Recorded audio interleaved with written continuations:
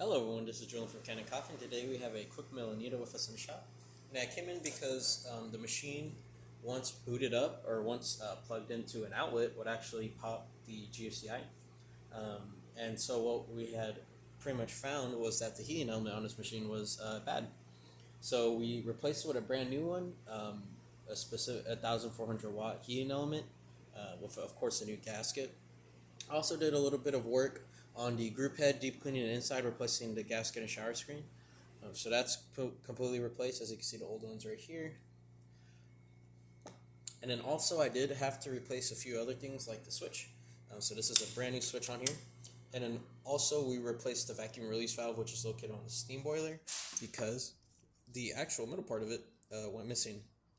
So we replaced it with a brand new one.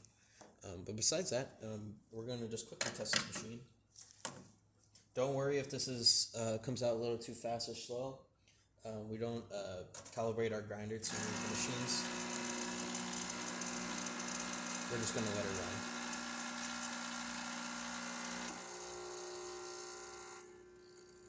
There you go.